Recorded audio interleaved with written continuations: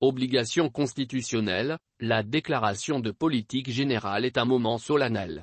Dans son esprit, elle doit défendre les valeurs de la République, union, travail et justice.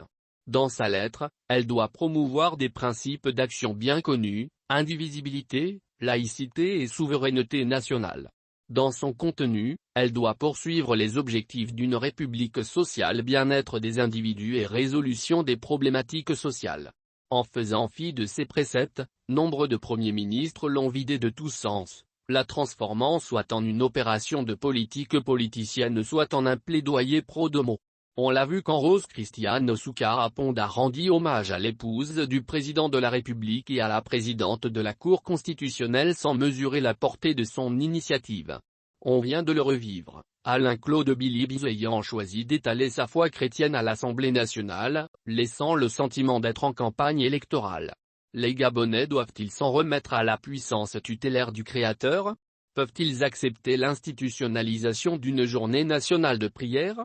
Selon les données disponibles, la population gabonaise compte 76,5% de chrétiens majoritairement des catholiques, 11,2% de musulmans et 6% d'adeptes des religions traditionnelles. Mais, on ne saurait en faire un peuple de dévots, l'affiliation ne garantissant nullement la pratique.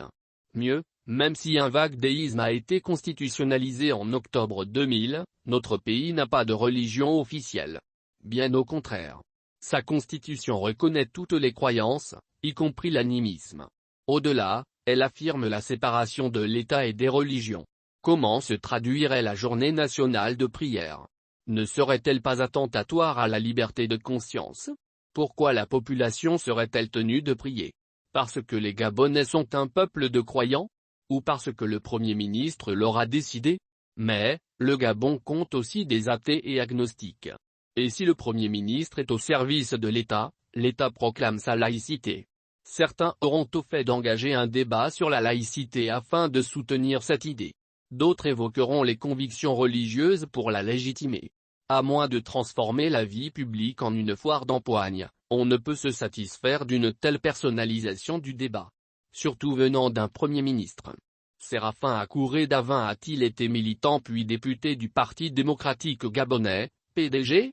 Avait-il démissionné de son poste de maire de Lambaréné après une polémique née du sort d'un masque gallois? Soit. Mais où était Alain-Claude Biliebynze à ce moment-là, c'est-à-dire entre 2005 et 2011?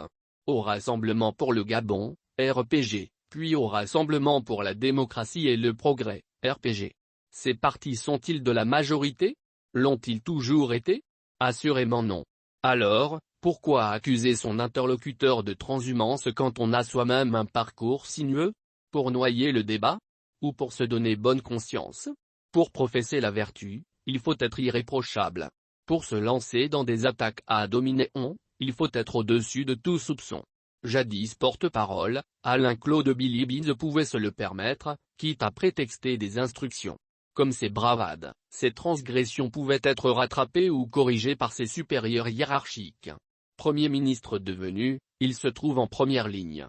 De ce point de vue, il lui faut gagner en retenue voire en rondeur.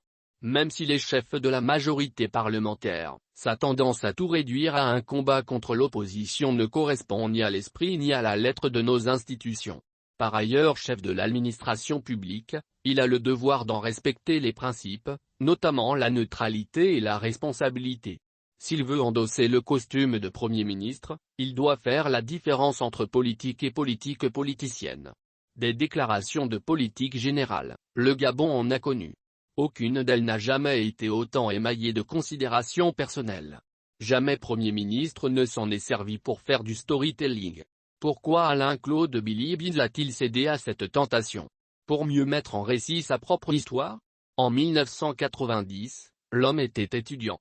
En vantant ses 33 ans d'engagement politique, il a implicitement reconnu une politisation de la vie estudiantine. En creux, il a admis avoir jadis placé le syndicat des étudiants gabonais, SEG, au service d'intérêts extérieurs à l'université. Était-ce l'objectif recherché? On peut en douter. Tourner la langue cette fois avant de parler, faire montre de sobriété, il en va de son intérêt, de celui du gouvernement et de sa famille politique.